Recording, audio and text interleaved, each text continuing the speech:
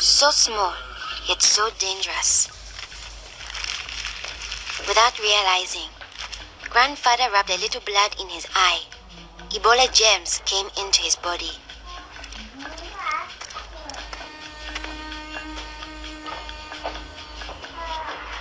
Days went by. Then Grandfather got a terrible fever and weakness. We thought it was malaria, but he was soon much worse. He had vomiting and diarrhea. His fever got even higher. I ran to get the nurse. But Grandfather had already died. I was heartbroken. The nurse thought it might be Ebola, a disease caught from bushmeat, but which spreads from person to person. Others in our region had already died of this new disease. Unless we understood the disease and followed their rules, it could spread further and kill many more people. She explained that Ebola was in the body fluids of someone who was sick or had died of Ebola. Their sweat, tears, mucus, saliva, vomit, diarrhea, urine, breast milk, sexual fluids, and blood. When we touch a sick person's body fluids, the Ebola germs can get into small breaks in our skin or into our eyes, nose, or mouth. The Ebola germs spread into our body and make us sick. When somebody dies of Ebola, that body is much more contagious. No one should ever touch the dead body. The nurse advised us to wash our hands with soap and water right away. She contacted the trained burial team to help us bury Grandfather's body safely. The burial team came. They comforted us and explained what they had to do to protect us. The team wore protective clothing that kept them safe from the dangerous germs.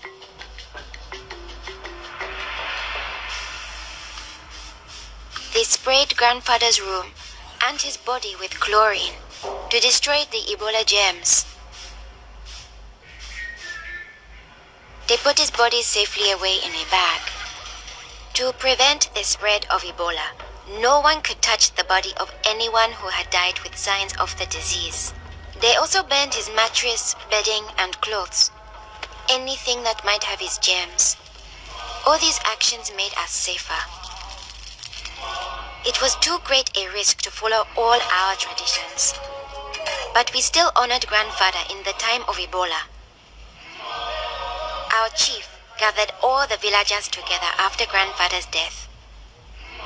He explained that it's natural for us to fear Ebola, but if we trust in our health workers and follow their rules, we could stop the disease. The nurse explains to us, when a person has symptoms such as fever, don't touch them. Get them to the treatment center right away.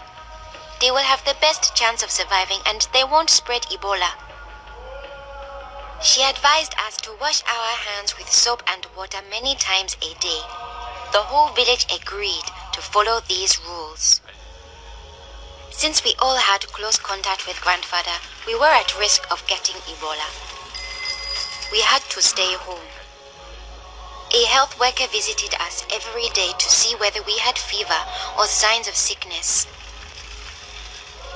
We would show signs within 21 days if we had Ebola.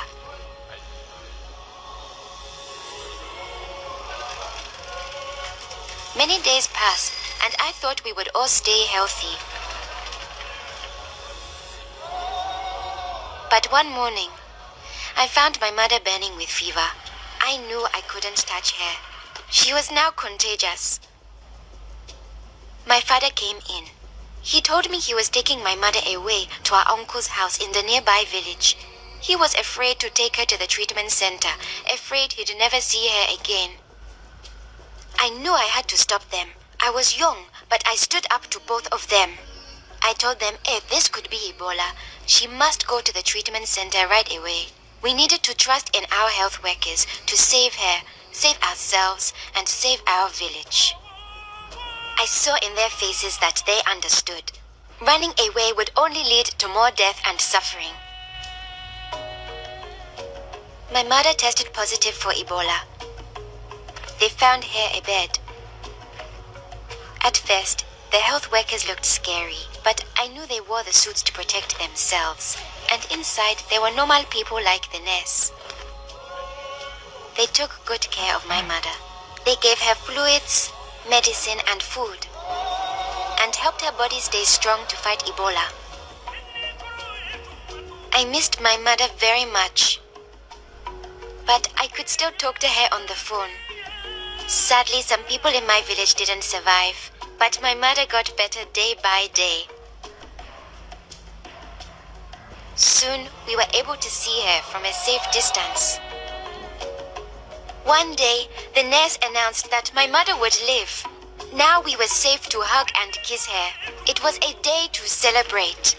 Our village followed their rules. We trusted our health workers, brought our sick for care right away, called for the safe burial team when one of our people died, and we always washed our hands with soap and water.